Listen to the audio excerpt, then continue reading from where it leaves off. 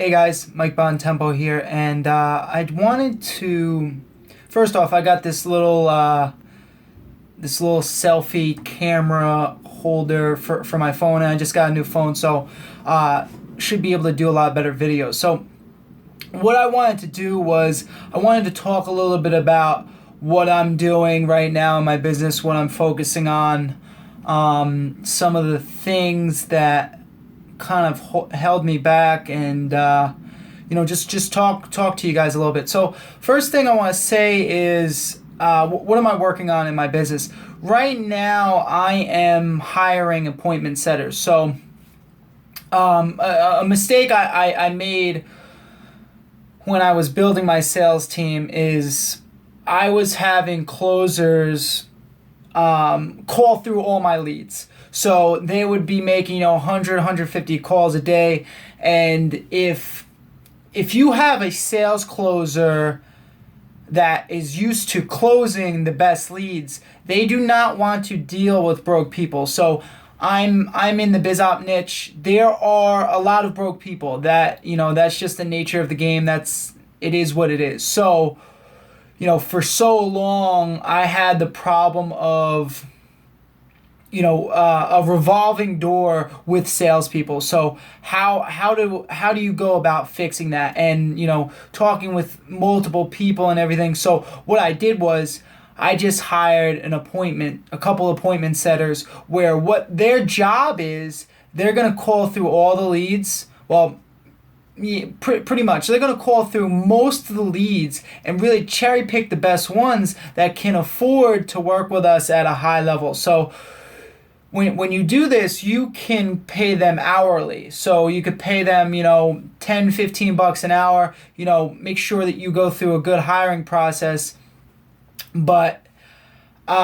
train them and everything, and then you give them a little bonus for each appointment that they do set, and then you pass them off to a closer. So if you're doing high ticket sales, if you have biz op leads, if you're going through a lot of turnover with your salespeople, then you might want to look at an appointment setter that they're hourly. They know what they're gonna get. It's not a commission only basis, and it's really working a lot better for me because they know they're getting paid no matter what. When you're a sales closer and you're only getting paid commission, to go through a ton of leads, to call through them if they're not that good,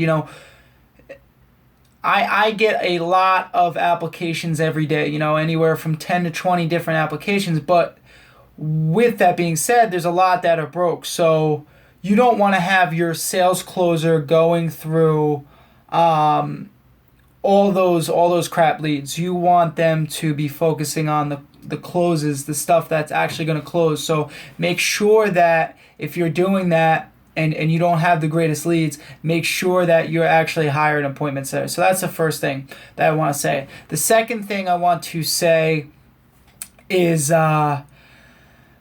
focus on, like, another thing I'm focusing. So I'm changing around my course, and I want to get my people more results. So with the biz op niche, there's a lot of it's tough to market online. It is, man. There's just so many different things you got to do. You have to be a good marketer. You have to know a little bit of tech. You have to know analytics. I've been doing this for around 7 years now, and I still learn a ton of new things. So I'm really breaking it down to hey, take my course, send traffic, and you're gonna make sales, and kind of going from there. So before there was more steps in the process. It was a little bit harder. So now I'm kind of breaking it down. I'm trying to get my people less steps, my customers less steps to success. So it's kind of go buy the traffic, send it to this page, and just track your numbers. You can't, especially when you know your niche, you can't expect them to learn all this stuff, especially if you're dealing with people that are on the lazier side, and that's just the nature of the niche. So focus on redoing my course, trying to make it better, trying to make it shorter, that it's it's, couple of videos where, do this and you're going to get this result, and step by step. And it's not, you got to do this, and then you got to do this, and then you got to do this, and then you got to do this. People in the biz op niche, they lose focus so fast, and when they hit a bump in the road, they quit. So you really have to be able to get them success. So that's another thing I'm doing.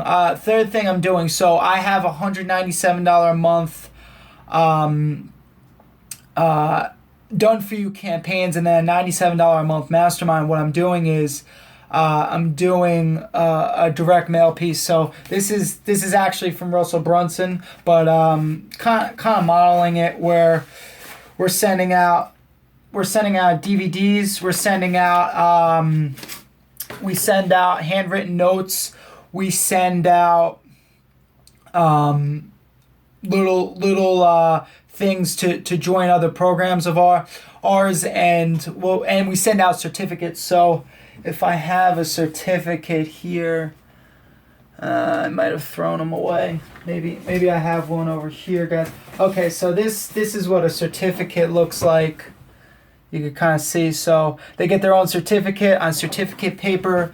It's it's pretty cool. So what the big thing is, especially in my niche, there's a lot of turnover. So when you can retain even an extra 10 to 15% of people at $197 a month or $97 a month, it's worth it to spend, I think I did the numbers, it was like an extra $4 per person with the employee hours and the actual mailing and just the time involved. So an extra $4 an hour to send out a direct mail piece to actually create this bond with the customer and to have them stick. So we don't have the full numbers on them yet, but so far it looks like our chargebacks have gone down. It looks like our refunds have gone down. We're waiting till the end of the month to really get everything on that. But that's another thing we're doing, direct mail.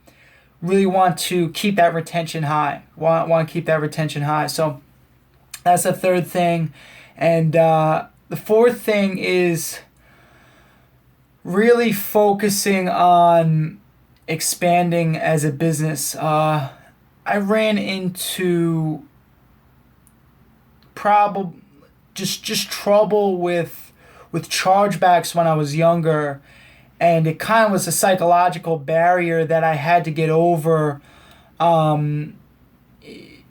especially with my niche. There's just so much fraud in my niche. So I ran into chargeback troubles when I was younger, and it's kind of, I guess, a psychological barrier in my head to really expand to the $200,000, $300,000, $400,000 a month. Now I have the numbers, and I think I have the chargebacks down low enough where I can. It was just a psychological barrier. So buying more traffic, expanding. So if you're going through a psychological barrier right now, I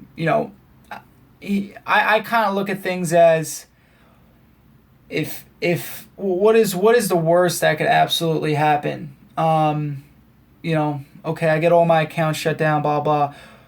What's the best? The worst that could happen, I get all my accounts shut down. I go big and it all comes crashing down on me. Like that has happened before because of chargebacks with merchant accounts and everything. The best case scenario, I scale to $200,000, $300,000 a month. I make a good income, and I really learn how to run a bigger business and a bigger company. Kind